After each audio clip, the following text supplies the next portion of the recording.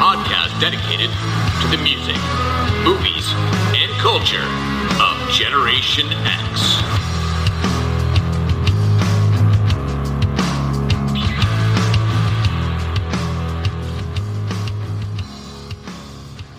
What is up, slackers, and welcome to another episode of the Stuck in the Middle podcast. I am your host, Jason Eck, and I want to start off the show with some breaking news. In fact, it's about the news and breaking news. It's about MTV News. I have to be honest. I had no idea that MTV News was still a thing. I will admit, MTV hasn't been for me in probably 30 years. Maybe not 30, but at least 25. There was definitely that point where I went to VH1. I think a lot of us did. The VH1 Behind the Music. Those were pretty cool. And MTV continued, while it still had music videos, to be going in a direction with music that I wasn't necessarily in line with. In fact, during that time, that mid to late 90s, I really wasn't listening to necessarily all the most mainstream stuff. I mean, a lot of it I still was, but, you know, that was the time I was listening to more underground things that were being recommended from, you know, my buddies up here in Boston. But MTV News broke so many news stories where they would break in literally like they do with conventional news. You know, you're right in the middle of watching a show and boom, they break in because something has happened. MTV News would do that. They certainly did that with the death of Kurt Cobain. I know that's how I found out about it. MTV News. Watching something after school with a girlfriend at the time, and there it came over the screen.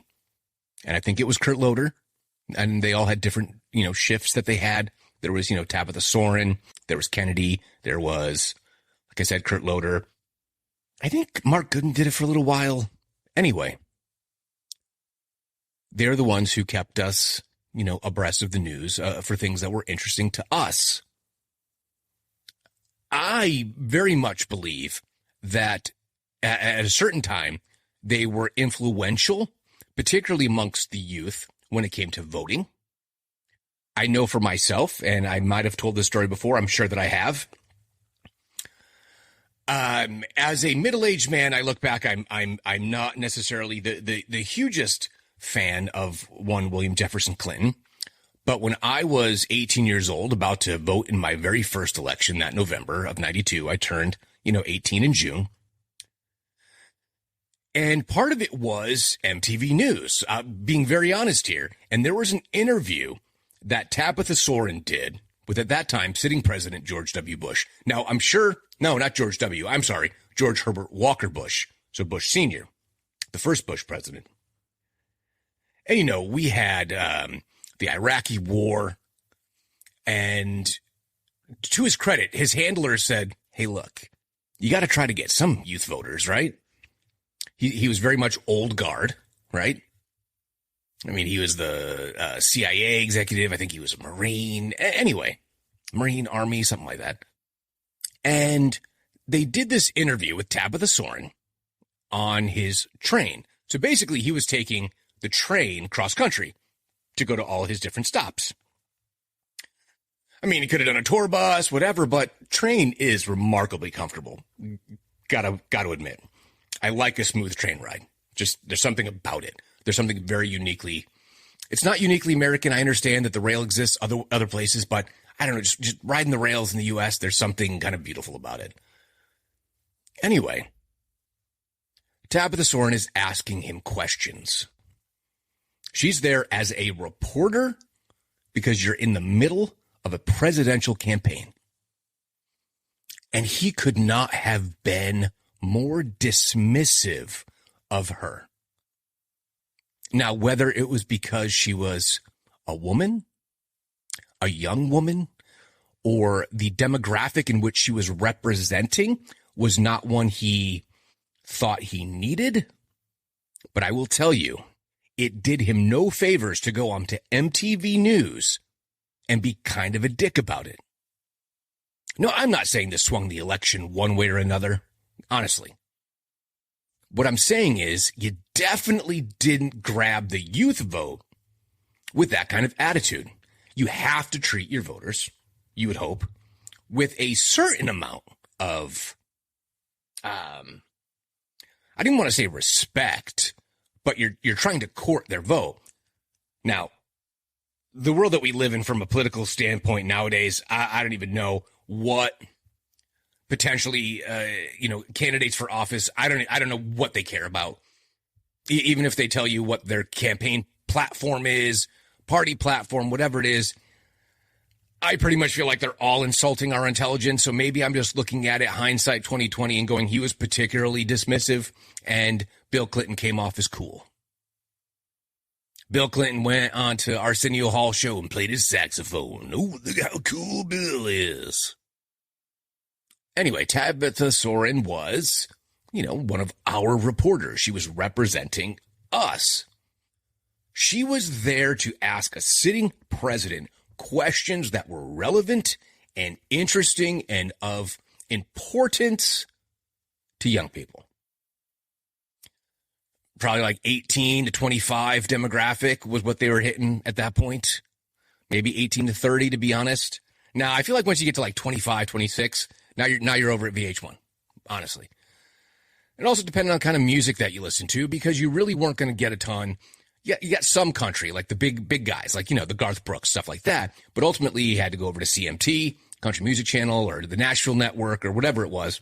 And that's where it was. So the fact that MTV News has still been in existence and is now shuttering its doors, it is kind of this weird, even though I haven't watched it in ages, there is something kind of bittersweet about that. And I think so I do this show, and part of it is the nostalgia factor, like without a doubt. So you have these things that, yeah, they're tied to, I guess at this point, legacy media. MTV hasn't been culture in a really long time. I mean, once the whole Viacom deal happened. But there's a bittersweetness to it, because in many ways, even though some would say that the late 80s, early 90s, things began to get more complex. And I think that's probably an accurate statement. We were facing things that were very different in the world. We hadn't seen a war in many, many years. Now, hold on. There have been military actions taken since Vietnam and Korea, right? We all know that. Arms being dealt, okay? Let's not pretend that there hasn't been military action taken all over the world, even without declared war. But here we had basically wartime, economy is suffering, and MTV News was a critical piece of that. So then once, Kurt dies, it's just our youth. It's kind of par for the course, I think, for our collective experience, at least for many of us. Kind of got the best of times and the worst of times. Now, I'm sure that young people today will say they have the worst of times. Different job prospects, different life prospects. I get it. It's never been exactly simple. The system's always been broken. Said a couple of episodes ago, the reason the Bible is still relevant, whether you are a believer or not, is if you want a history of humanity going back a couple of thousand years, and it's the same bullshit, well, look no further. Certainly you can even look back at old Egyptian, scrolls, and, they were telling stories, and even going back to cuneiform. I know, was it Legend of Gilgamesh and all that kind of stuff. But, I mean, mankind is mankind. The technology changes. The cultures ebb and flow. But for us, and I speak for me and maybe, I have to say, MTV was also for those, it was for boomers too, honestly. So like, I remember, let's see, if that was, would that come on the air? 81, I think. Let's see. So original MTV came out when?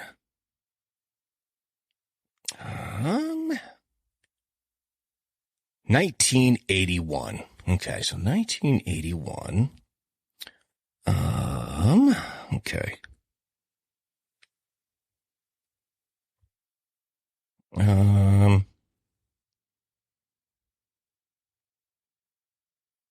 Let's see. Yeah. So my dad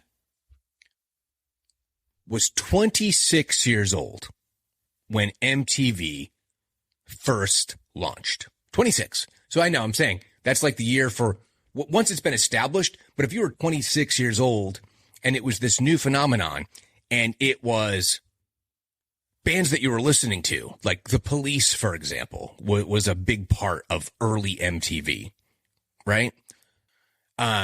Jay Giles Band, like stuff like that. That's stuff that my dad listened to. Billy Idol, for example. Now, I've talked about him being very much a, Led Zeppelin, Black Sabbath guy, but it's not that he completely dismissed all, contemporary music or things that were coming out, in and of the time. Police, definitely a big one. And he was always interested in the art form of music videos. I would not have ever called myself, my dad would never call himself a Michael Jackson fan, but it was a big fucking deal. Oh, pardon my French. I really try not to swear, but that came out really easily. He wouldn't be a Michael Jackson fan, but he was ready when Thriller came out. Like, he was ready. Like, I want to watch this kind of thing. So MTV News, such a part of our consciousness. And that's where the bittersweetness comes in, but also just a number of different media outlets, closing their doors, reshuffling their deck, looking at different things. And I certainly think that's part of kind of, I don't want to say the hopelessness of young people, but it's a different world right now. And it feels different. I don't know. Maybe that's just me being old and wistful for a simpler time. But I think once you have kids, you hope for a simpler time. You wish things could be different. And, so that's all I'm going to talk about for MTV News. We will wish it well on its way. And, there's obviously a lot of people who are directly being impacted by this, who are losing their jobs in a tough economy. And I'm sure many of them are located in New York or in the surrounding area. I mean, I would assume so. I don't know for certain how much the platform is still in studio, but for all those people, I hope they land on their feet. I hope MTV is taking care of them, and depending on where they are, they can at least get some assistance until they can find something new. Because whenever these things happen, I never applaud for anyone, to be, maybe not anyone, but most people. I'm just like, okay, it's an awful thing when a business unit closes. All right. That's not the topic for tonight, though, but I wanted to start there. And sorry for that completely just random and sudden F-bomb. I like to reserve those, so now I have to be extra specially careful because now I don't get one for the rest of the episode. That's like the PG-13 rule. Darn it. Maybe I had something really good, and I really don't feel like finding the timestamp just to do a little beep or just, blank it out. But the topic for tonight is one that I've been thinking about for a while, and I don't know what it was that really did it for me, where I just said, you know what? It's time. It's time for this episode. Because I was struggling with a couple of different ideas that I had. Because one of them is, I think, better for a multimedia presentation. Because I realized there's a number of things from the 80s and the 90s that I never experienced. And I thought, I had done it all and heard it all. But anyway, for another episode, because I'm going to have to listen to some music for the first time. Bands that you're going to be like, what do you mean you've never heard them? Trust me, I feel weird about it too. Here's a little preview. I cannot tell you affirmatively that I've ever actually heard a Smiths song or solo Morrissey. Like, I can't place it. I couldn't tell you. I'm sure that I have. I'm sure at this point it's probably been played on the, grocery store channel, the Muzak version or whatever it is, but I can't place it. My buddy Carlos had mentioned to me in a text, I don't know, probably about a month ago, Stone Roses. Like, I had a friend who their roommate was really into them. Not sure I ever have listened to them. So another episode, I'm going to listen to it for the first time. It's kind of like doing a reaction. So that one's going to be, video / audio, and that'll be soon. But tonight's topic, I am talking about the iconic group. Now you're going to say group. Oh, is he going to talk about music? No. Maybe I should say a iconic collection of stars, of cults of personality at a time in the 1980s where everything they did was scrutinized, where they were on the magazine covers and on the news and in the National Enquirer because who's dating who. I'm talking about the Brat Pack. The Brat Pack. Now, we first have to establish what is the Brat Pack and who are the core members. Now, this is according to, yes, I am using Wikipedia as the reference, but I can't say it's wrong in its descriptor here. So, I love how it just starts out. So, the Brat Pack is a nickname given to a group of young actors who frequently appear together in teen-oriented coming-of-age films in the 1980s. First mentioned in a 1985 New York Magazine article, it is now usually defined as the cast members of two specific films released in 1985, The Breakfast Club and St. Elmo's Fire. Although other actors are sometimes included, the core members are considered to be Emilio Estevez, Anthony Michael Hall, Rob Lowe, Andrew McCarthy, Demi Moore, Judd Nelson, Molly Ringwald, and Ali Sheedy. Now, I find one piece of this so fascinating. And I think what I find so fascinating about it is because you have the same group of actors, right? They just talked about what they represent, right? Is young people and coming of age dramas, and that you have your core members who are ostensibly the main cast of both of those movies.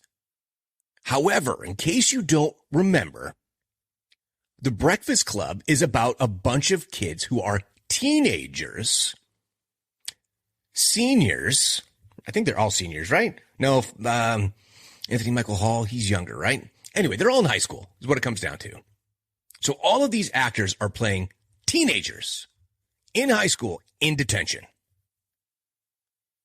But St. Elmo's Fire is there a bunch of recent graduates from college, which would put you at about 22 to 23 years old. Talk about two very different times in life. There is a huge difference between a high school senior and a college graduate. Now you might be like, oh, it's only like 4 years. Yeah, 4 years of life that's completely different. You're having such different experiences at that age. And the movies couldn't be more different, in my opinion. Now, from my recollection, now I haven't seen St. Elmo's Fire in a minute, because in 1985, I was not the least bit interested in it. I remember my dad putting it on, and I just remember, like, Demi Moore, like, what a terrible experience for her character. We'll get into the names of the characters in just a minute. But The Breakfast Club, that was like a big deal. So I was 11 when that came out. And I remember going to a birthday party for one of my friends at, I believe it was his 12th birthday. And he was allowed to watch this rated R movie. And it was like such a big deal. And I remember a whole group of us in his living room watching this. And it was so exciting to watch The Breakfast Club. Because all of these actors and actresses, I guess they're all called actors now, were hugely famous at this point. Because we were watching it on videotape, right? So hugely famous. But The Breakfast Club was seemingly much more relatable for us being in middle school, because it's almost like middle school is way more relatable because you have detention and all those kind of things and cliques and all that stuff, right? So way more relatable for The Breakfast Club. And St. Elmo's Fire, I guess I'd have to go back and watch it. And it also seems to me that that banger of a theme song couldn't be more different from a tone, right? The tone of St. Elmo's Fire is rather dark, if I remember correctly. It's kind of a bleak story because they're all going through stuff, right? Let's see.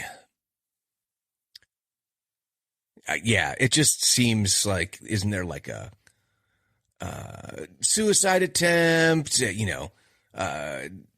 different characters hooking up and infidelities and drug use and all of it. Meanwhile, Breakfast Club, they're just expressing all these different expectations that are had for each of them,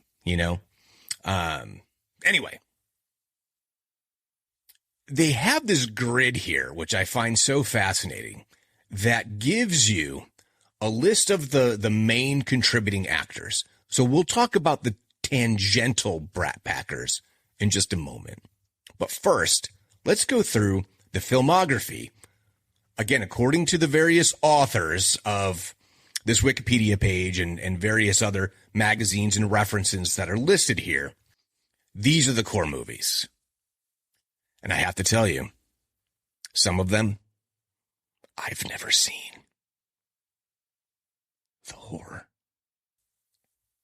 So number one, really the one that kicks it all off, we have The Outsiders, 1983. Everyone has seen that. My kids have seen that. Aliens on Far Off Worlds have seen The Outsiders. Tremendous, great book. I must have read the book 2 or 3 times. My kids have all read it. S.E. Hinton, good stuff. And in that you have 2 members of the Brat Pack. You have Emilio Estevez and Rob Lowe. Emilio as Keith 2-Bit Matthews, Rob Lowe as Soda Pop. Now they have this other category here called close contributors. So of course we have Matt Dillon, Patrick Swayze, Tom Cruise, C. Thomas Howell, and Ralph Macchio. The next one, I have to tell you, I didn't even know it was a thing. Had no idea. Never been on my radar once. So those of you who are a fan of this movie, you're probably older Xers. I'm sorry. I apologize. I'll do my penance and have to watch all these movies now. Looks like it's going to be an upcoming 80s Brat Pack marathon. And we're going to go with Class. Starring Rob Lowe, Andrew McCarthy, and close contributor John Cusack. I just have, let's see. Oh, I'm looking at the theatrical poster. I guess I vaguely remember this. Huh. Oh, because Jacqueline Bisset is in that, right? Isn't this kind of a little bit like Mrs. Robinson? Isn't this like The Graduate a little bit? Let's see.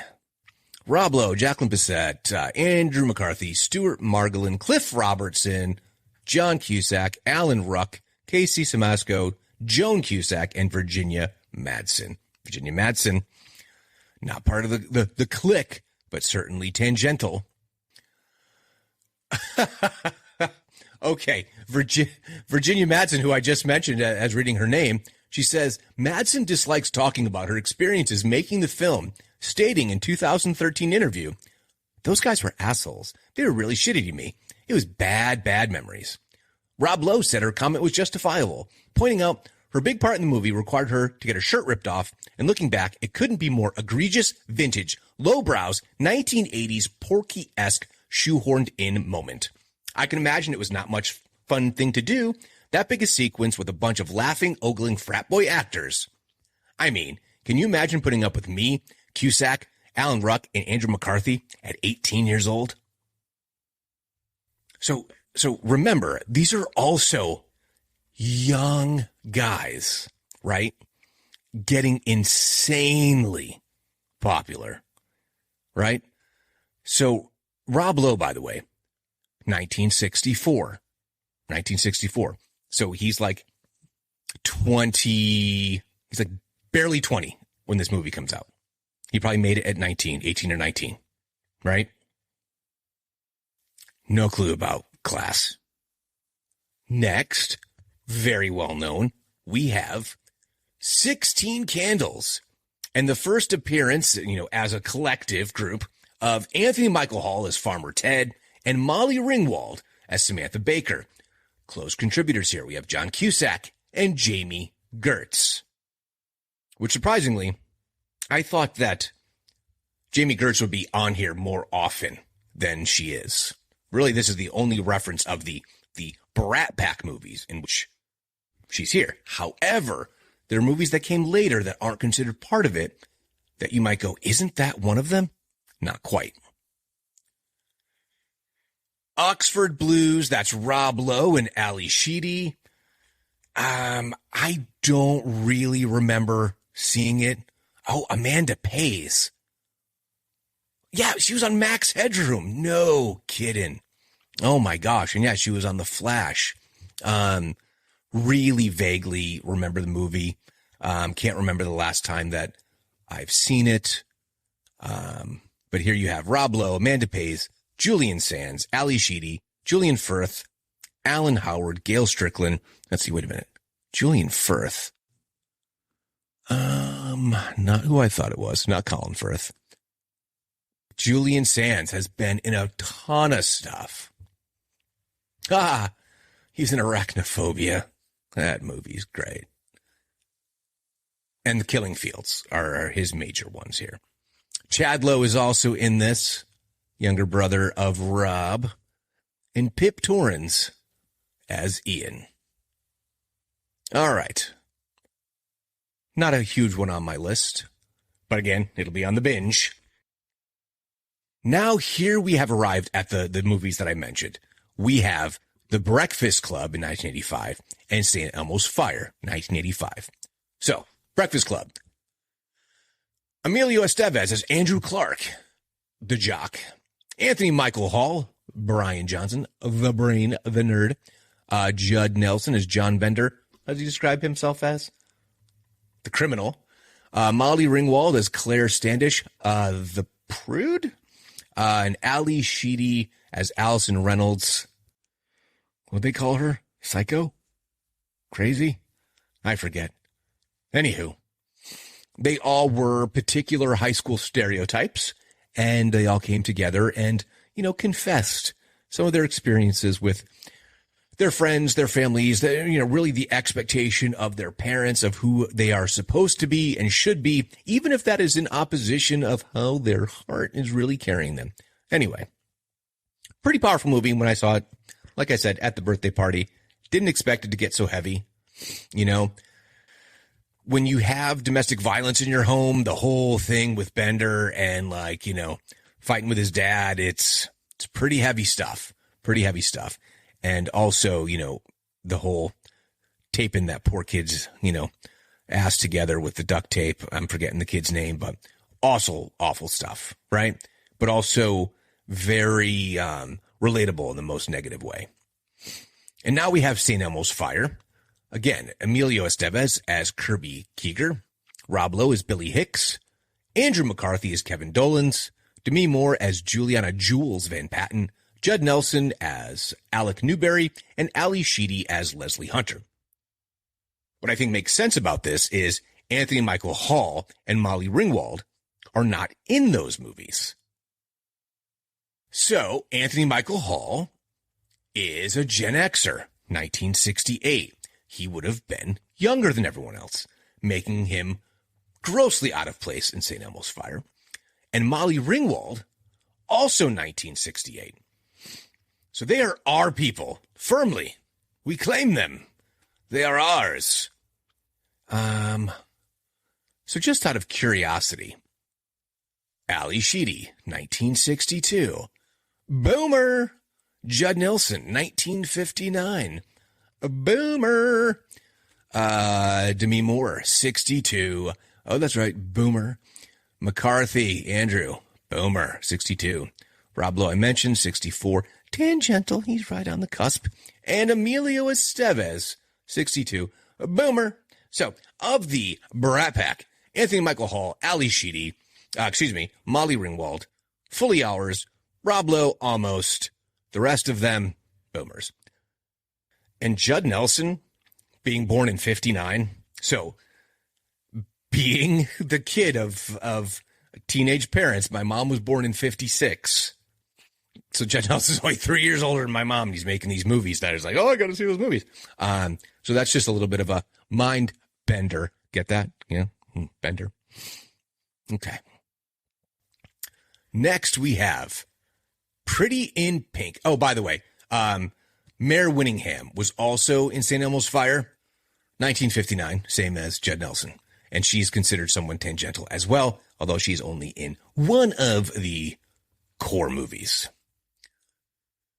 So, Pretty in Pink, 1986. Andrew McCarthy as Blaine McDonough. Molly Ringwald as Andy Walsh. You also have John Cryer, 1965, and James Spader, 1960. So John Cryer, unsurprisingly, one of the younger ones, one of ours. Pretty in Pink is I think it holds up, and I think at the time I didn't quite understand that like the psychedelic furs were as good as they were. What's his name? Richard. Psychedelic Furs. Richard Butler. Great songwriter, vocalist, all of it. I mean, the soundtrack in general. Let's see.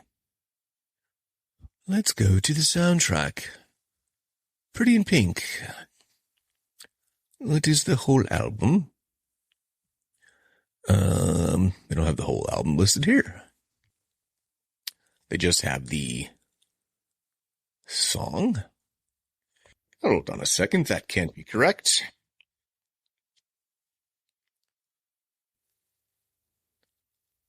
I must find this. Okay, yes, here we are. So, the soundtrack to Pretty in Pink, which I owned on cassette. We have If You Leave by Orchestral Maneuvers in the Dark. Left of center, Suzanne Vega with Joe Jackson. Joe Jackson, love Joe Jackson. Get to Know Ya, Jesse Johnson. Do What You Do. In Excess. You should know by now my love of In Excess. Pretty in Pink, the Psychedelic Furs. Cell Shock, New Order. Admittedly, didn't stick with New Order, but really enjoy, Joy Division. Round Round, Belu Somme. Am I pronouncing that correctly? Wouldn't It Be Good, Danny Hutton Hitters. Bringing On the Dancing Horses, Echo and the Bunnymen. And finally, Please, Please, Please, Let Me Get What I Want by the Smiths. I have heard a Smiths song. Oh my gosh, I have. But it's not jumping out at me. So interesting. Okay, got to take him off my list for that episode. But here's your fun fact. Echo and the Bunnyman. Nope, never mind. Never mind, scratch that. I had a little trivia break in my brain. I got it wrong. I'm not going to share with you what it was, but I was wrong, and I can live with that. Anyway, so Pretty in Pink, great movie. Some would say different feelings about like the ending, like particularly if you're like a Ducky fan. but it would make no sense for them to be together as much as we would like the nerdy guy who's as true can be and loyal. But yeah, it wasn't going to work. Harry Dean Stanton, of course, and Annie Potts. So here's another one. I got to tell you, I don't remember it at all. Blue City, right? This is Judd Nelson, Ali Sheedy, and David Caruso. Okay? Who saw that coming? Not me. I don't remember this at all. It is an American action thriller directed by Michelle Manning. It is based on Ross MacDonald's 1947 novel of the same name about a young man who returns to a corrupt small town in Florida to avenge the death of his father. Yeah, I don't think I knew this existed. So now, again, add it to my list. For those of you who are aware of these movies, please hit me up on the social medias. What am I missing? Like, was it? Oh my gosh. Holy cow. All right. So you have Judd Nelson, Ali Sheedy, David Caruso, Paul Winfield as Chief Luther Reynolds. Paul Winfield's amazing. Okay. Eating up the scenery and everything. So good. You would know him for Wrath of Khan, Terminator, LA Law, like a whole bunch of stuff. What else has he got on here? The old filmography. Let's see. Presumed Innocent, Cliffhanger. Yes. Mars Attacks. Oh my gosh. Anything else interesting there? Obviously a bunch of stuff on TV. So yeah. We also have Scott Wilson. Oh, that's right. Oh, The Walking Dead. He was Herschel. Oh gosh, he's been around for ages. You know, he passed away in 2018. Yeah, solid, man. Heat of the Night, In Cold Blood, Great Gatsby, Dead Man Walking, Pearl Harbor, Junebug. Been a lot of stuff. Legend. Anita Morris. Oh my gosh. Again, you want to talk about just a absolute blast from the past. Hotel New Hampshire, for example. Bloodhounds of Broadway. Down and Out in Beverly Hills, the sitcom. Like oh, that's right. It was with Ruthless People. Oh my gosh. Yeah. If you've forgotten who Anita Morris is, go pull up the picture. You're going to be like, oh my gosh, yes, exactly. I know her.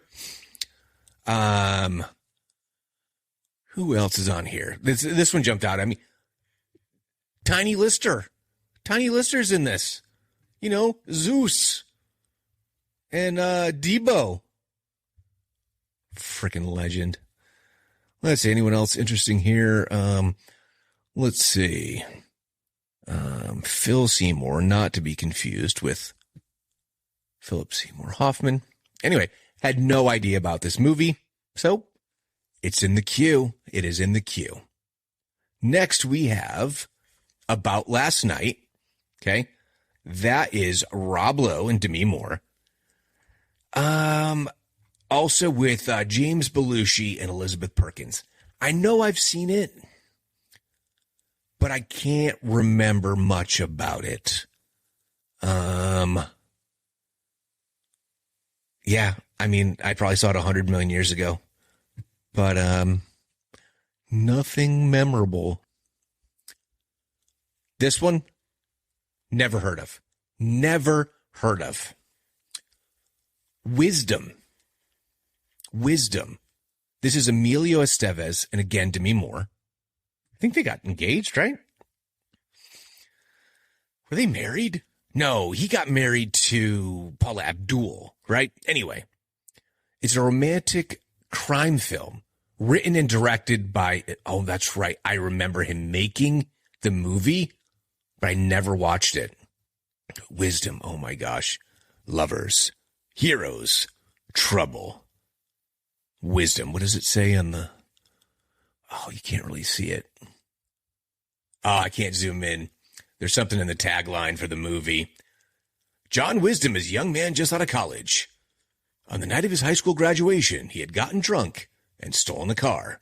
With a Grand Theft Auto conviction, he's branded a felon, and as a result cannot hold down a decent job. Seeing no future for himself, Wisdom takes a left turn. He decides to become a criminal for the people, evocative of Robin Hood. I'm at a loss.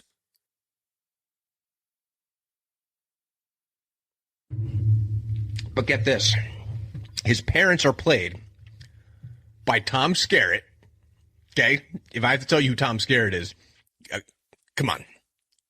And Veronica Cartwright. If she's who I think she is, early appearances. Leave It to Beaver. Twilight Zone. In Alfred Hitchcock's The Birds. Let's see. Alien. The Right Stuff, Flight of the Navigator, Witches of Eastwick, Money Talks, Scary Movie 2, Kinsey, Straitjacket. She was nominated for a Saturn Award for Best Supporting Actress in The Witches of Eastwick. So imagine having a career that takes you on TV, for example, from Route 66, Leave It to Beaver, Mod Squad, Miami Vice, Baywatch, LA Law, ER, The X-Files, Chicago Hope, Will and Grace, Touched by an Angel, Judging Amy, 6 Feet Under, The Closer, and Law and Order Special Victims. Holy cow, what a career. First appearance, 1958. Final appearance, oh my gosh. Television, Gotham Knights 2023. Holy cow. Amazing. Absolutely amazing. 74 years old, still acting. Very cool. Very, very cool. But Wisdom, yeah. Fresh Horses, heard it, vaguely kind of remember the trailers for it. Never saw it. Molly Ringwald and Andrew McCarthy, 1988. An American coming-of-age drama directed by David Anspaugh, starring Andrew McCarthy and Molly Ringwald. Yeah, Molly Ringwald as Jewel. Andrew McCarthy as Matt Larkin. Patty Darbanville as Jean. Holy cow, haven't heard her name in a million years. Ben Stiller as Tipton. Leon Russum as Kyle Larkin. Viggo Mortensen. Holy cow. I am just going to have to go and see this, if for no other reason. You have these actors that, I mean, Viggo Mortensen technically didn't really fully break out, like, massively until The Lord of the Rings. Been in a ton of stuff, including quite a few things that were tangential to the Brat Pack, for example. Young Guns 2. Right? G.I. Jane with who? Demi Moore. Very, very curious. But yeah, Fresh Horses. Don't think I've seen it. And then finally, one I know I haven't seen. Molly Ringwald and Ali Sheedy, starring vehicle for them, Betsy's Wedding. This blows my mind. How do I not know this? What was I doing in 1990 that I wasn't interested in this? Listen to this cast. It's written and directed by Alan Alda, Hawkeye himself. The film stars Alda, Joey Bishop. Okay, so Joey Bishop was a member of what? The Rat Pack. Here he is in a movie with the Brat Pack. Madeline Kahn, love her. Catherine O'Hara, awesome. Joe Pesci, Ali Sheedy, Bibi Baish, Burt Young, and Molly Ringwald. I mean, that's goofy. There's also Anthony LaPaglia. Is that how he pronounces it? Yeah, crazy. Absolutely crazy that all these actors, I mean, this, okay. So what a weird thing. So 1991, third Chicago Film Critics Association Award for Most Promising Actor goes to Anthony LaPaglia. Okay, he was nominated. However, in the Golden Raspberry Awards, Worst Actress, Molly Ringwald, nominated, and Worst Supporting Actress, Ali Sheedy. So I guess it's a matter of a lot of star power, but not very good. Betsy's Wedding received mixed reviews from critics. Currently on Rotten Tomatoes, it has an approval rating of 55%, based on reviews from 11 critics. Reviews of the film included comments such as, threadbare concoction, narcissism flourishing like ragweed, and unctuous. Wow. That is not great. Let's just take a moment to give you the exact definition of unctuous.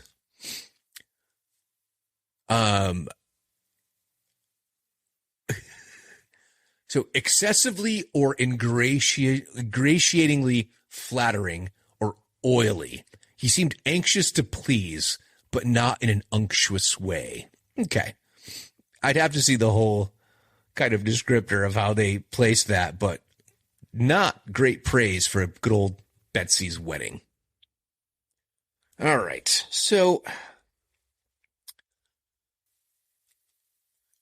as we're kind of winding down, I wanted to go through like the key movies. So then there's this whole list of things that are considered, they starred only one core Brat Pack actor with one or more close contributors. Okay.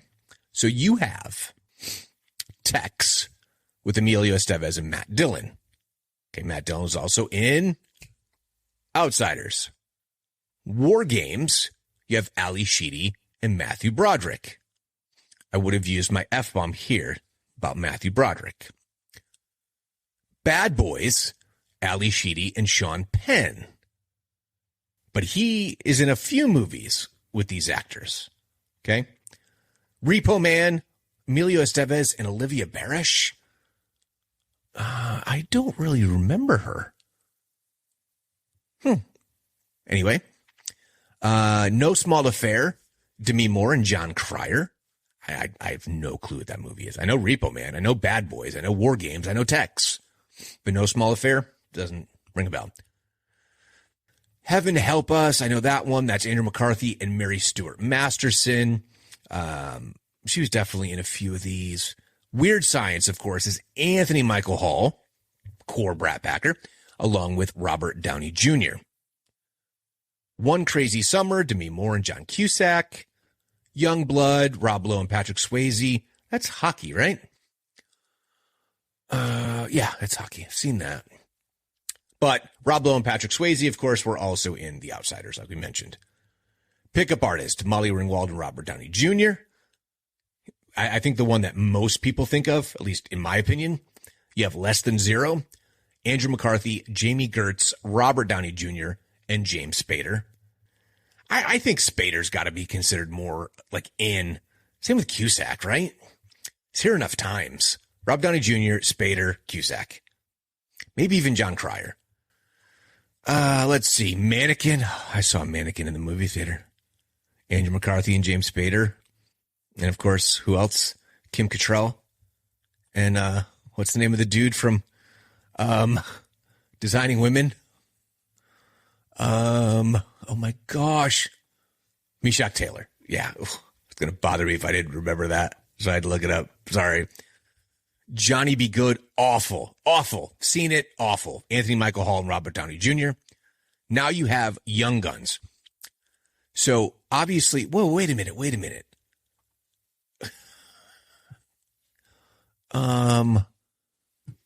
Did they not have it on here? I'll come back to that in just a minute.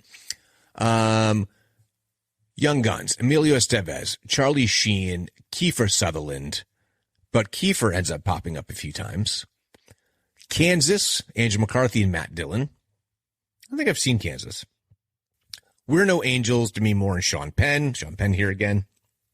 Young Guns Dos. Oh, yeah. Lou Diamond Phillips. He was in a few of the movies here as well. Actually, let's just take a look. The Young Guns cast.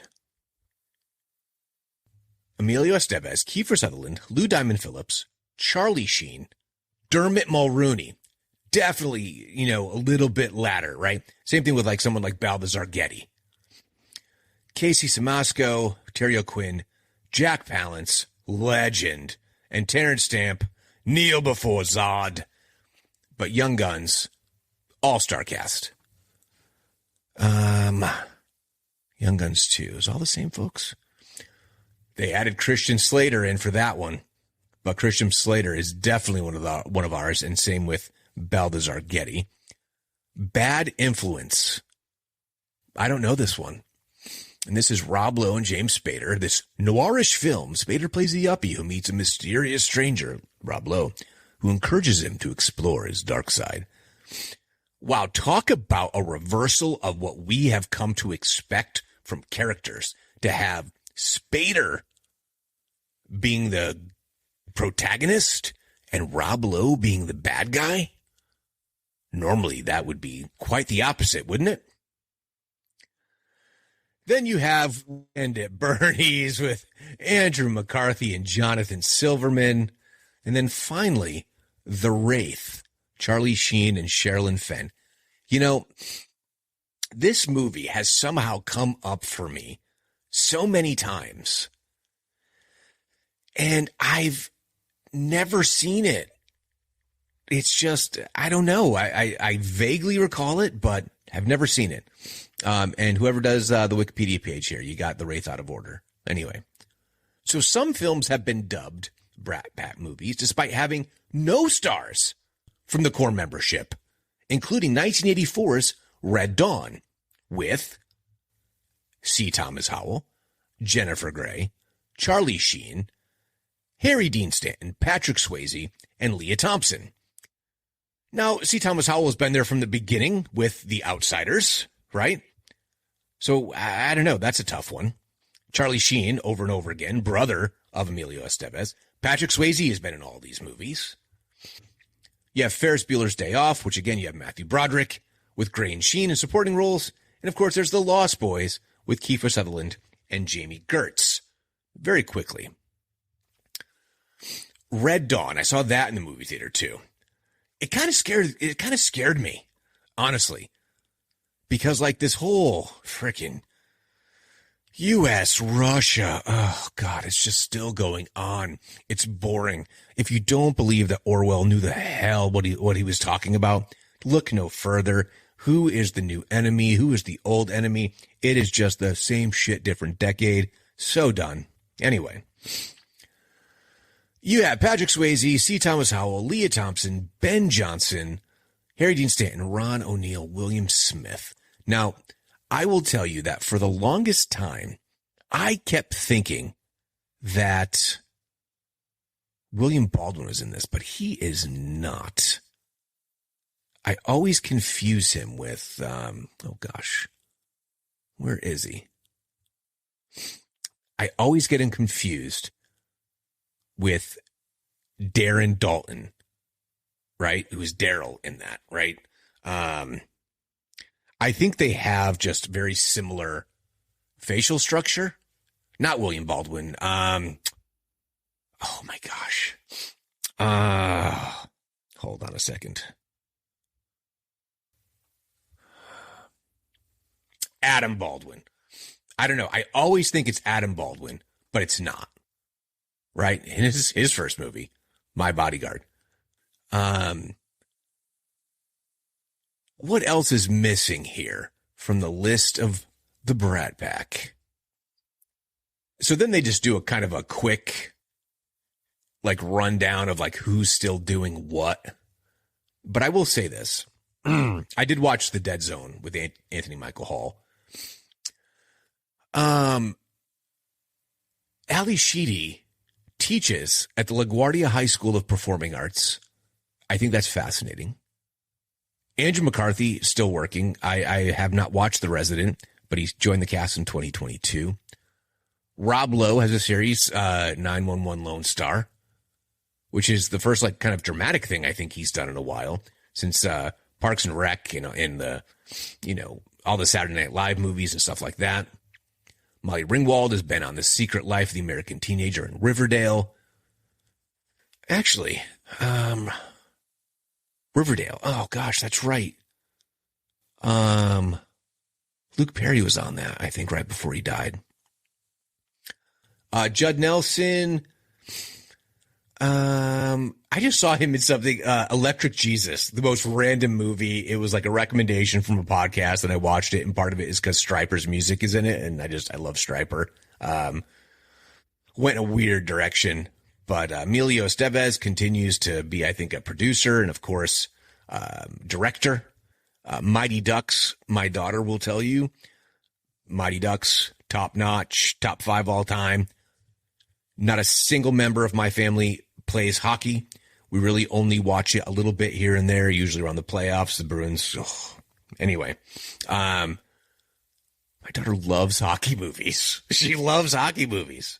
She loves the Mighty Ducks and Miracle. Like, just, I don't know. Maybe she should watch Youngblood, because she definitely likes, I don't know, movies from that era, and Youngblood's hockey, so she'll probably love it. And then, of course, Demi Moore really hasn't worked. And as it says here, her starring roles in The Scarlet Letter, The Juror, Striptease, and G.I. Jane were widely panned and marked an end of her career as a leading actress. And just remember, don't tell G.I. Jane jokes. You'll get slapped for it. So that's it, folks. We've come to the end of this episode dedicated to the Brat Pack. I'm sure that most of us, many of us, most of us, a lot of us really enjoyed many of these movies, many of these actors in their different incarnations and iterations and configurations.